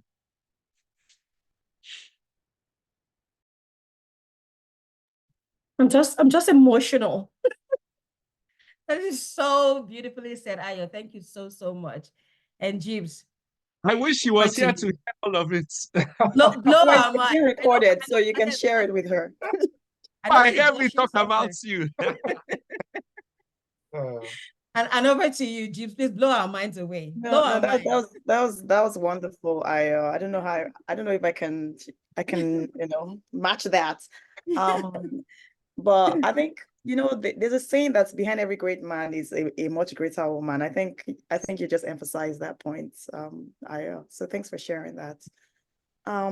So for me, as I said in the beginning, running for office was actually my husband's idea, and he was my strategic manager. He was the strategy person for the campaign. He's the one that came up with all these wonderful ideas, on how to, ensure that we won the tickets. But in terms of multitasking, I have a wonderful support system that I would not even, I have to acknowledge, right? Because there's no way I can do all these things without having a strong backing. I'm married to an amazing man who happens to be in the next room, and he can hear me right now. But anyways, Of course, really just really grateful for that support, and he always has my back, I'm so really thankful for that. But the other thing is, like, I'm not afraid of asking for help. Yeah. I'm not afraid of failing. I think a lot of times, like, the reason why we never take the next step is because we are afraid of failing, but failing is not a bad thing. Failing is an opportunity to learn something that you wouldn't do next time, to do better and succeed, right? So I always ask for help. I have different things I do. Like in my fashion business, I have people that run it. As a realtor, I do a lot of the things, but I have a team that I work with as well. With my family, I have a strong support system. I have a church community. I have friends and family that support me. So I'm just really thankful for that. And more importantly, I was having a conversation with someone recently, a community leader. I'm not going to say who she is, but she does so much in the community. She's out there in public every single time. Let's ask her, like, what else do you like? Do you take care of yourself? What do you do for yourself? And she said, oh, well, my leisure time is taking my daughter to the hospital. And I'm like, wow. So you mean you don't do nothing for yourself? And she said, no, I just don't have the time. I'm like, but everything you do, you don't really have to do it. You do, so you go above, like, even places they don't even want you to show up, you still show up. Like, who are you trying to impress? So I think self-care also very important, like as women, we have our families, our children, and just so many things that we need to deal with. I think also finding yourself in the midst of all of that and knowing what you want to do for yourself. What do I need for Jibs to just unwind and relax? Like, I know my limits. When I'm tired, it's okay if there are dishes in the sink overnight. It's fine. It's not the world is not gonna come crashing down. So my point is, know your limits, do what you can, and lean on your support system. You don't have to do everything. As women, we just feel like, oh, I have to do everything. And that's why a lot of women have high blood pressure and all these sicknesses, because we just stress ourselves way too much. Know your limits and just do. Sorry, there's so much noise behind me here. Do as much as you can, but most importantly, lean on your support. And I'm going to emphasize what Aya said.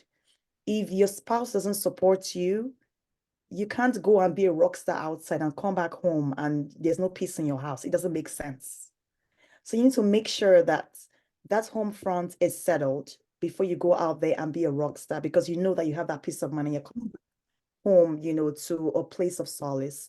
And I'm going to leave you at that. Thank you.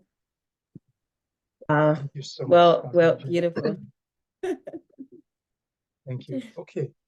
So what we will do now is take some questions from the chat box, because we did ask attendees to put in their questions in the chat box. And I see there are some interesting questions in the chat box. We also had hoped to finish right about now, 7:30. So I want to crave indulgence to give some minutes so we can just take these questions and then we'll round up. It's pretty important to have attendees engage as well. So one of the questions centers around economic development as it relates to the relationship between Canada and Nigeria. And any one of you can just jump in to take this question.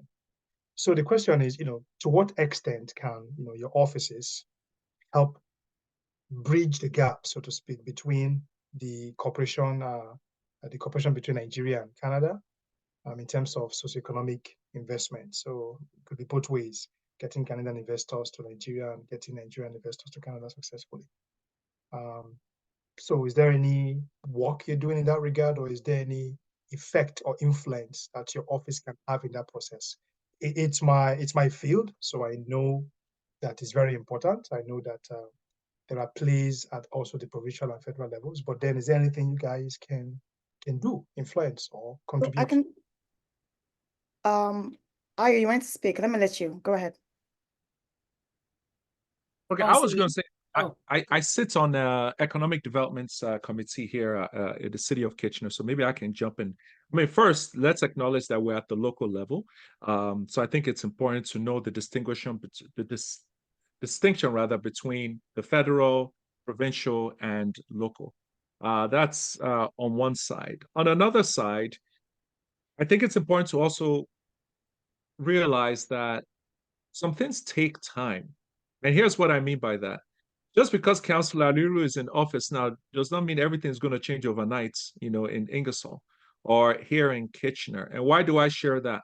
There are many things that I would love to do. I only came from Nigeria 8 years ago, so I still have contacts, connections, and friends and business owners that are in Nigeria. I had a friend who came over here who was looking to start a company, and we were able to take him around. He was looking to expand his franchise over to Canada. I'm sure you've probably heard of Agege Bread. He is in Brampton, I believe, and he has a bakery in Waterloo as well. So what I try to do is first, I got to change the minds of people around here. So whenever I have a meeting with any of our team or staff members, we meet at Niger Jollof. So the mayor and I, we've gone there to eat jollof rice together. Our CAO, we've gone there to eat. Our head of economic development, we've gone there as well. I'm taking the mayor on a tour of Agege Bakery in Waterloo, because there is a mindset, and forgive me, I know this is being recorded, there is a mindset in terms of, Africa, people that we help, rather than where we can get value from. But that is different from the city of Brampton, who I know they're much further ahead. They're doing a lot of investments and collaborations with companies in the Caribbean, in Nigeria, and several other countries over time. But what I love about it is that my man Uche is there, so I have so much to learn. So when that opportunity does come for the floodgates to open, I can go and learn from him to be able to bring it over here. So a lot of these things take time. You're talking about changing minds, you're talking about changing systems, you're talking about potential collaborations. Councillor Rue is already doing something in her place where she owns her own supermarket, and she's doing some phenomenal stuff over there. So don't see this as overnight. Just people here have lived here this way for a very long time. So things over time. Money Oboli lives here in Kitchener. She's I'm sure you all know her as a Nollywood actress. I've had a chance to meet with her, gone to her house to meet with her family. We've spent eating dinner and all that stuff together. Really wonderful, phenomenal personnel. When I introduced her to the city of Kitchener, the mindset is, so what's, there's that like, okay, cool. However, I know that city of Brampton is doing some things when it comes to partnership with Nollywood. But I love it. I grab the information from Uche, I share it with my team, so that over time, that mindset will change. But if I raise motions now and try to force something, I'm only going to get frustrated, angry, and I will extend whatever needs to be changed over a period of time. So I believe in changing the mindsets, building the systems in place. So when that opportunity comes and we're looking to develop a partnership, the people are ready mentally for something like that. But that's just my personal opinion on the matter. So Thank you so I'm just much. going to add to that, Yes, if please. that's okay. Please go ahead. Yes. Just to the points of what he said, there's 3 levels of government. So there's the local level, which we're at, where the grassroots, and there's provincial and federal. But from a local perspective, we were all in Calgary at the FCM conference. It's called the Federation of Canadian Municipalities. It's an organization that advocates for municipalities to the federal government. They have an exchange program where like local governments or governors or whatever, federal ministers from different countries can come to Canada for an exchange program to learn about politics in Canada. Now, something that we're working on is to get Nigeria on that list. I know for a fact that Ghana is there. I know for a fact that they're going to Tunisia. As a matter of fact, the lady I spoke with is on her way to Tunisia tonight for that exchange program. So what we're working on right now at the local level is to see how we can get Nigeria on that list so that the Nigerian government can come and learn. And you're probably aware of the House is currently debating changing from the presidential system of government to the parliamentary system of government. That's something that will be very advantageous to the Nigerian economy, because the man at the grassroots can have a voice at the table. So that's one thing I can tell you for sure that we as councillors here are working on with the FCM. Thank you so much. I mean, my heart sank when you mentioned that you're working to get Nigeria on the list. It really goes to show that there is a lot of work to be done. But again, everything is gradual. Talking about the city of Brampton, it's a discussion for another day. We know the efforts that some activities have helped push that narrative to the forefront. And now a lot of things just look like it's a walk in the park, but there has been a lot of work that went on at the background. Just to move on quickly, still with the questions. And again, anyone of you can jump in. Yeah, I just wanted to add to that. So I'm in a unique position because I'm from rural Ontario. We are the farmlands of the food center of Ontario. So basically, one of my passions since I launched the stew that is part of my business was going to Nigeria to discuss with the NEPC that we need to standardize our products so that we can have a better way to see our products abroad. In Canada, when I launched my stew and when I launched the Zobo drink, I was looking for Zobo to buy here. And when you search online back in 2016, it was only China that came up. So I went to Nigeria and I said to them, you guys can't sit down here and have China selling Zobo and have China selling me shea butter when I have my skincare line and have all these tomatoes and I could come home and do it here, but then I don't even know where the conversation starts. So I started this conversation back in 2018, and over the years we've been talking, and I've made it very clear that one of our biggest problems is packaging, quality management, and just that traceability. And for the last 5 years, I can tell you that I can see that they've done a lot of work to get to that point where now in Nigeria, I feel we're beginning to feel that connection, that we realize that we should be a production hub for a lot of the world. At the same time, we in rural Ontario and as municipal governments can build our own relationships.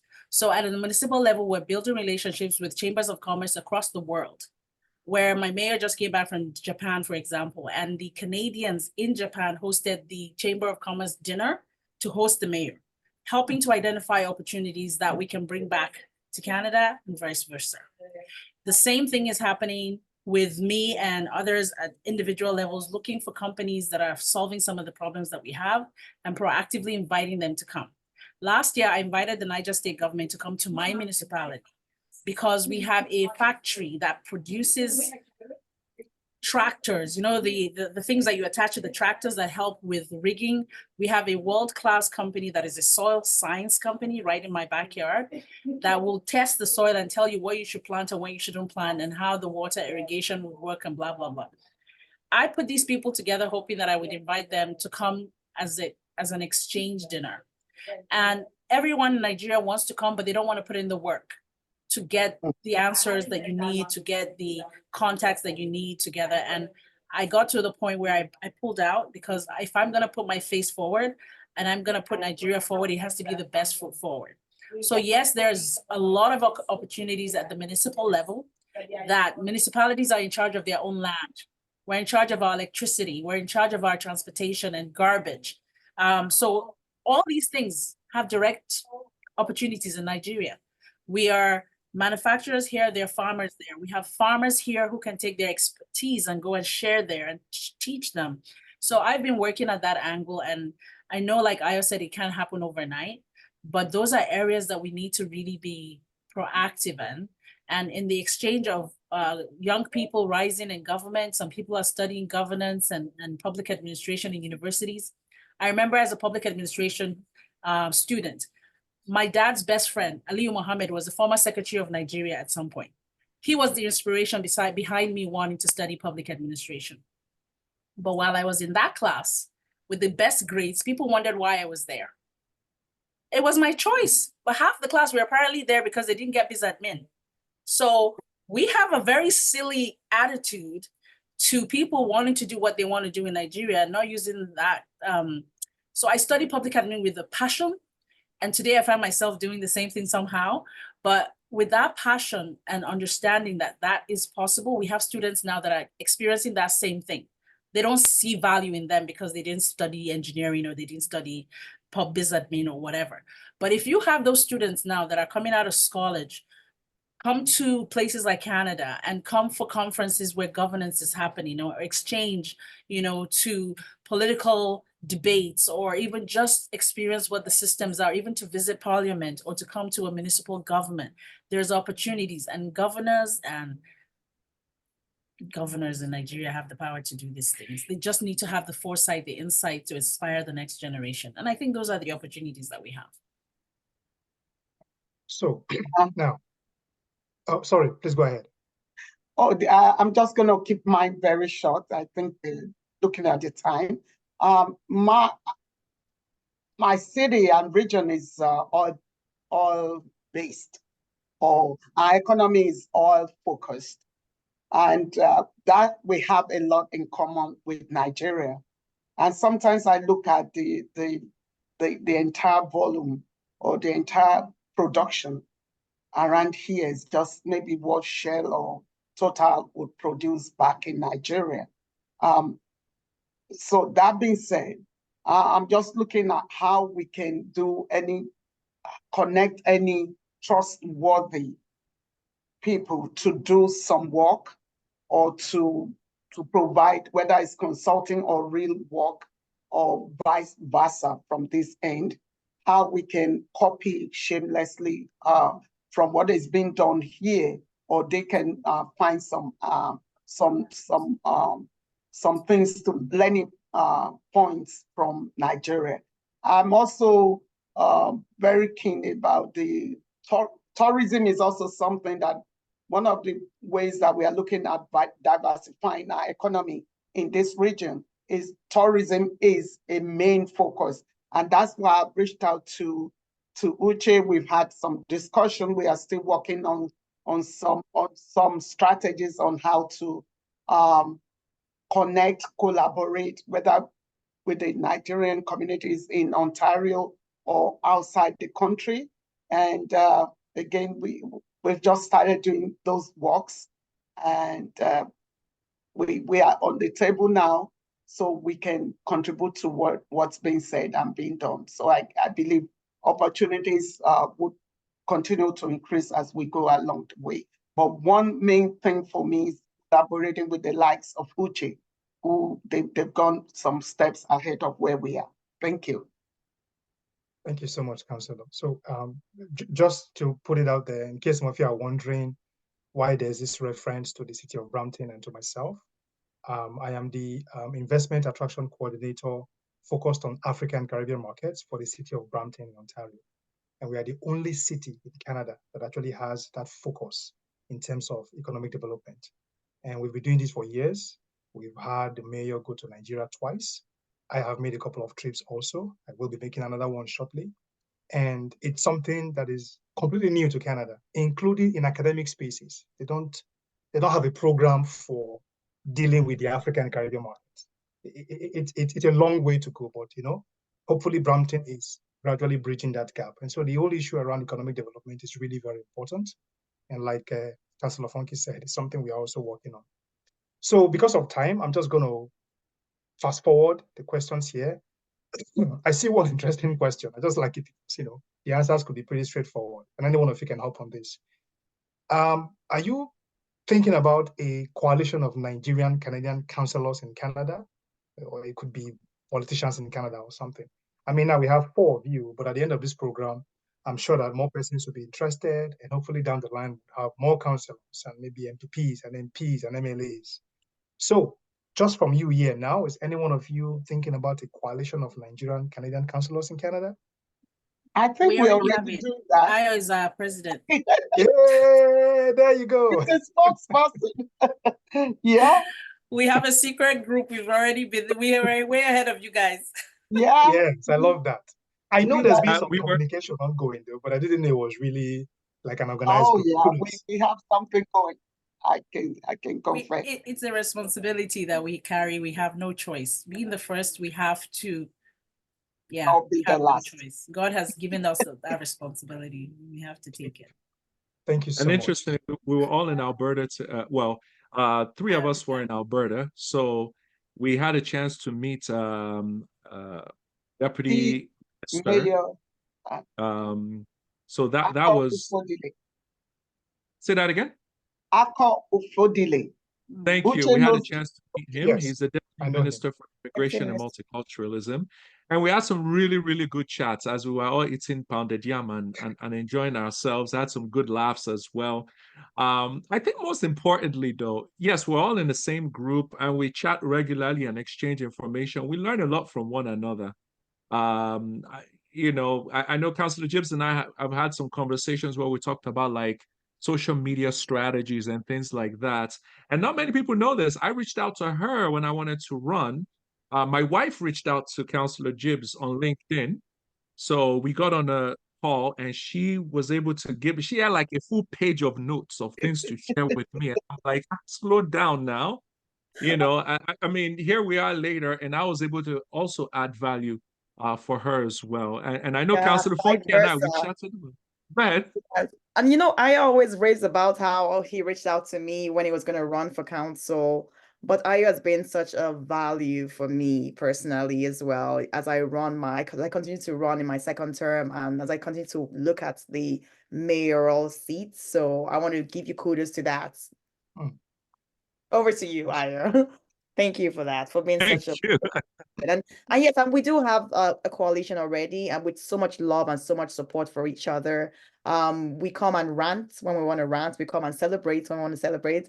I remember yesterday sending a photo of gifts, and I was like, I'm not doing free speaking anymore. You know, so we do have a wonderful group that we communicate and we continue to encourage one another. So for the Nigerians here, our 4 councillors are a unit, a clear evidence that collaboration amongst Nigerians in Canada work. Yeah. So sometimes you hear people talk about, I don't want to be linked to Nigerians here. They are somehow have this experience, that experience. No, it works.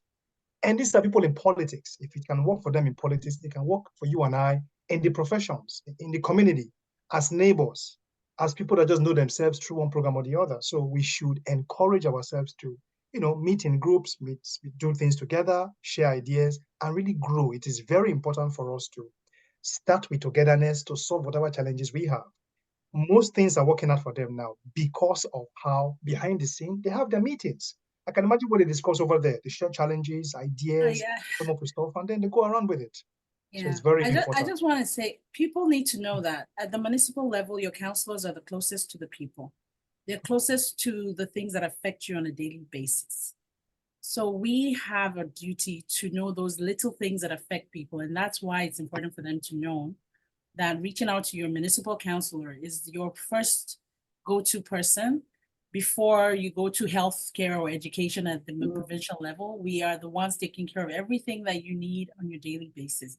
So if we have our community reaching out to us, it only helps us. We're here for you. We're willing to talk to you. We're willing to listen. And I think we need to also learn to reach out to our own. That's something we need our community to understand. We're openly for different people, but we're willing to give back, but only if our community reaches out to us. And that's the key. Thank you. And I just have been seeing some of the questions, and somebody said something I just wanted to respond about how to not get in trouble, and the fellow referred to Casey Madu. And I want to say here that leadership role and the seats on which we sit are not so easy. And it's challenging. It comes with a lot of honor, a lot of responsibilities. It's easy to say Casey fell or had some issues, but if it wasn't Casey that made that call, nothing would have happened. They at the very worst, the ticket couldn't be waived. So we only just keep learning and to do better. But honestly, it's so difficult, and it's easy to point fingers. It's a tough place to be. 2 weeks ago, I was actually pulled over too. I was driving. I think I was telling Jeeps also, I was doing 92 at a 60 zone, trying to get to church before going to open an event. And they were questioning me. Of course, Casey was on my mind. And I was able to come out having learned, so we just keep trying our best. But most importantly, we know that we represent a nation like Nigeria, a nation of so much greatness and also so much negative things being said out there. So I personally live my daily life saying to myself, I'm already Nigerian. I have to be better. I have to excel. I have to stay clear from trouble. And I think that that's helping us. Okay, Fidelia, I'll just ask one last question and hand over to you so we can continue. I'm sorry, I see a couple of questions in the chat, but we really can't take all the questions. We have to move on. So one last question for all four of you, just one each. What is currently your baby project, your pet project that you're focused on in your communities? Okay, I can go first. For me, one thing that I'm really, really passionate about right now is something that's been on our minds as a community for the last 20 years, and it's building a pool, an aquatics facility. We had it as a plebiscite in my first term, and people voted no. But we recently completed a survey with 99% response rates from the community, with 70% saying yes. And so right now, I'm interested in approving dollar for design. And that's something that we'll finally see and be able to get kids into swimming lessons, because that's so important. That's such a vital skill that kids need. And so with so many kids not being able to find swimming lessons and having to go to other communities, I think we will finally put it to bed when we get that pool. Okay, thank you. Yeah, I can go. So yeah, we also have our multi-year recreational center project similar to JIB that has been ongoing for 20 years. People have been complaining, they voted mayor in and out because of it. So this year we were able to finally agree in the last budget to buy a piece of land to be able to, put in this shovels to the ground and approve the budget for it. We've been saving for the saving for it, and we finally were able to say yes, we can go for it. So we're hoping that by 2026 at least we'll have shovels in the ground, which is a really big deal. Most of the councillors that won this election ran on the fact that they were going to make sure that work finally happened. So that's something that we just kind of overcame. Personally, for me, it was the diversity committee, setting it up as a committee when everybody was still happy and very naive about who I was. Thank God I got that through. And now it's difficult to have those conversations, which they must have, because at the end of the day, we have to pull through this whole not understanding where everybody comes from and how equal we all are. So I think we are making progress at that. And it's something that is still an obstacle, but we're still making progress and we're moving forward. Awesome. Councillor Funke? For me, the current thing I'm working on is the road. The roads leading to my city, the Highway 63 is tuned up to a certain point. There are about 200 kilometers left to be tuned. And so I moved that motion actually, and it already passed. May 14th, I was supposed to move the motion, which is bigger than my region because it passes across through other communities along the way to Edmonton. So it's bigger than us here. So the province has to have a buy-in for it to work. As God will help me, the latest fire happened on May 14th, the day I was supposed to move the motion. And so I stood watching again how people were filing out through the same road. And so we couldn't have the meeting that they will reconvened on 21st. So most people that had, most councillors that had questions had no choice. Of course, the newspaper reached out to me, and trust me, I did the needful to make it known to the whole public that that wasn't the goal. So it passed, I believe, 10-1. And I think the only one against didn't hear the question. So that is, the province already responded, and the communities at Athabasca already supported the motion. So I'm quite excited about that, and with also my background in logistics. So I feel this is important to open our community for economy, for ease, for so many reasons. And so that's my latest baby, and I'm loving it. And we have an outstanding discussion, Councillor Funke. Oh, okay, let's do it. Okay, Councillor Ayo, you are muted. Two things. First of all, the 19,000 people to Kitchener last year. Our projections have always been 5,000 a year, or has been 5,000 a year. So we basically grew almost four times our what was expected. That comes with a lot of challenges: infrastructure, is not keeping up to date with things like that. Of course, as other people mentioned, community, recreational places are not up to date as well. However, there's something that we're trying to push through right now: lodging homes. We do have lodging homes. However, we want to make them legal, and we want to be able to open it up in different places. And what are lodging homes? So think of in a house, you have 4 bedrooms. You can rent out all your 4 bedrooms. Many people already do it, but apparently they're like illegal everywhere. So with so many international students coming in, we have to find a place for people to stay. And to have a place for them to stay, we need to have something like this. Kitchener residents are not used to this. Kitchener residents probably not open to this. And remember what I talked about. We have to address the mind.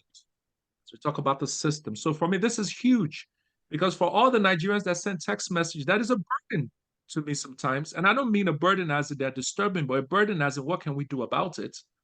Where you have people, I can't find a place. People live in Airbnb. I can't get anywhere to go.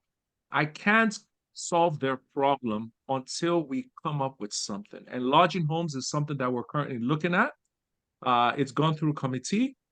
We've discussed it at committee level. It's been moved up to council level with a few modifications. And we have our council meeting, I believe, on the 27th. And if that is passed, I think it can open up a lot of great opportunities. Does it come with problems? Absolutely. Nobody wants 5, 6 students living down the street from them, especially in the kind of neighborhoods that I'm a counselor in. There are houses at 1 million plus. They're not going to want it. So how do we work on people's minds, people's hearts? So those are things that we need to definitely do. But for me, this is really powerful. This is important. This hits home. It's close to home. I see it as a transition for many people, and hopefully it works out well. Thank you so much. I like what you said, address the mind to be able to tackle the problems. Thank you. Anyone wants to say something quickly? So Fidelia, before you shoot from here, I just wanted to recognize some people I see in the chat, leaders doing great stuff. I'm glad you could join us. Vivian Etuka, she runs a food bank in Brampton.